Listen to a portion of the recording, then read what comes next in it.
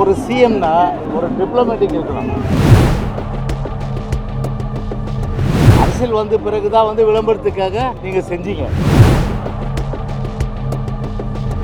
அரசு வேலையை கொடுத்து படித்துக் கொண்டிருக்கின்ற டிஎன்பிசி படித்துக் கொண்டிருக்கின்ற இந்த வாய்ப்பை ஏன் நீங்க பறிக்கணும்? ஒரு சிஎம் என்றதை மறந்து இன்னைக்கு அவருடைய பேசுகின்றது ஒரு இளைஞர்கள் மத்தியிலே பொதுமக்கள் மத்தியிலே ஒரு அருவருக்கத்தக்க வகையில் தான் இருக்குது.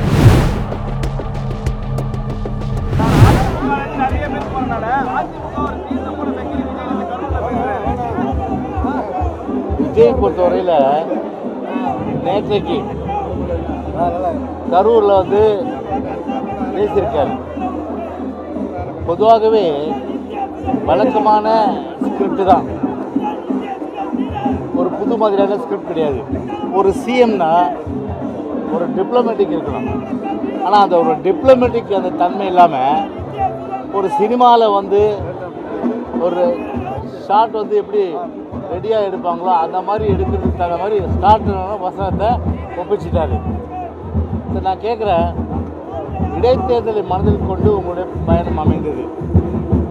தமிழ்நாட்டிலே லட்சக்கணக்கான இளைஞர்கள் அவர்கள் வேலை இல்லாமல் இருக்கின்றார்கள். ஆனால் என்ன சொன்னீங்க நீங்கள்? நாங்கள் ஆட்சிக்கு வந்தவுடன் வீட்டுக்கு ஒருவருக்கு வேலை தருவோம்னு சொன்னீங்களா இல்லையா? வீட்டுக்கு ஒருவருக்கு வேலை இன்னும் தரல. அரசு பணியிடங்கள் 3.5 லட்சம் இன்னைக்கு காலியாக இருக்குது. அந்த 3.5 லட்சம் பணியிடங்கள் நிரப்புவதற்கு என்ன நடவடிக்கை எடுத்து அங்கே பேசியிருக்கலாம்? நீங்கள் அதை பேசலை. விவசாயிகள் பிரச்சனை பேசுனீங்களா?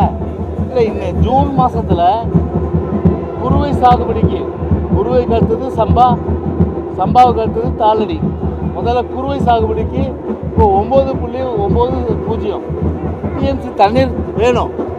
அதே போல் ஜூலையில் 30 டிஎம்சி தண்ணீர் வேணும். அதை திறந்து விடுவதற்கு என்ன நடவடிக்கை ஒரு ஸ்ட்ராங்காக எடுத்த அந்த டெல்டா ரீஜனுக்கு நீங்கள் போயிருக்கீங்க. கரூரம் காவிரி பயிர் இடம், அதை பற்றி எதாவது பேசுகிறீங்களா? அதை பற்றி எதுவும் பேசலை. சரி, டிஎன்பிசிக்காக பார்த்தீங்கன்னா வேகன்சி அவ்வளோ இருக்கும்போது இளைஞருடைய எதிர்காலம் வேலைவாய்ப்பு கேள்விக்குறியாக்க நிலையில் ஒரு 32 பேருக்கு பணி அப்படின்றது பொதுவாகவே விஜய் பொறுத்தவரை இதே புரட்சி தலைவர் எம்ஜிஆரோடு ஒப்பிடும்போது 1958 சம்பாதித்த பணத்தை எல்லாம் வாரி வாரி வாரி வாரி ஏழை மக்களுக்கு கொடுத்தாரு. அதனால தான் இன்றைக்கும் பார்த்தீங்கன்னா புரட்சி தலைவர் பேரை உச்சரிக்காத தலைவர்களே கிடையாது. ஆனால் இவர் 1983 வந்தார். எது நடிப்புக்கு வந்தார். எவ்வளோ சம்பாதிச்சிருக்கலாம்? 1983 நீங்கள் வாரி கொடுத்தீங்களா? அரசியல் வந்த பிறகு தான் விளம்பரத்துக்காக நீங்கள் செஞ்சீங்க. சரி, நான் கேட்குறேன், இப்போ கோடியே சம்பாதிச்சிருக்கீங்க. தலைவர் பொறுத்தவரை உழைச்சி சம்பாதிச்சார். ஆனால் எனக்கு எதுவும் தேவையில்லை, மக்களுக்கு வாரி வாரி கொடுத்தாரு. நான் கேட்குறேன், ஒரு கோடி ரூபா அந்த 32 குடும்பத்துக்கு கொடுத்துட்டு போயிருக்கலாமே? 32 குடும்பத்துக்கு ஒரு கோடி ரூபா கொடுத்தாலே அதை வச்சு அவங்க பார்த்தீங்கன்னா மாதம் பேங்க்கில் போட்டு வண்டினா கூட ஏகப்பட்ட அளவுக்கு அவங்களுக்கு அவங்க பொருளாதார ரீதியாக முன்னுக்கு வர முடியும். அரசு வேலையை கொடுத்து படித்துக் கொண்டிருக்கின்ற டிஎன்பிசி படித்துக் கொண்டிருக்கின்ற இந்த வாய்ப்பை ஏன் நீங்கள் பறிக்கணும்? அதான் இப்போ இளைஞருடைய அந்த கேள்வி.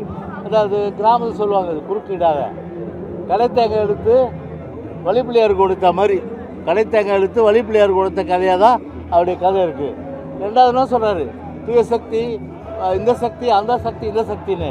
நான் கேட்குறேன், விஜய் பொறுத்தவரை ஊழல் ஒழிக்கப்படணும்.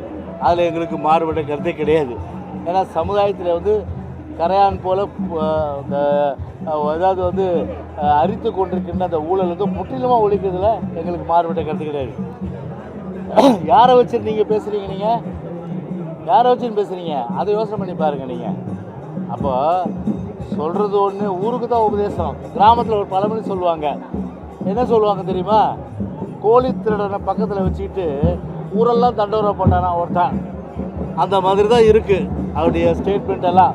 அதில் மக்கள் எள்ளி நகையாடக்கூடிய மிகவும் அருவருக்கத்தக்க ஒரு சிஎம் என்றதை மறந்து இன்றைக்கி அவருடைய பேசுகின்றது ஒரு இளைஞர்கள் மத்தியிலே பொதுமக்கள் மத்தியிலே ஒரு அருவருக்கத்தக்க வகையில் தான் இருந்தது என்பதை தெரிவித்துக் கொள்கிறேன்.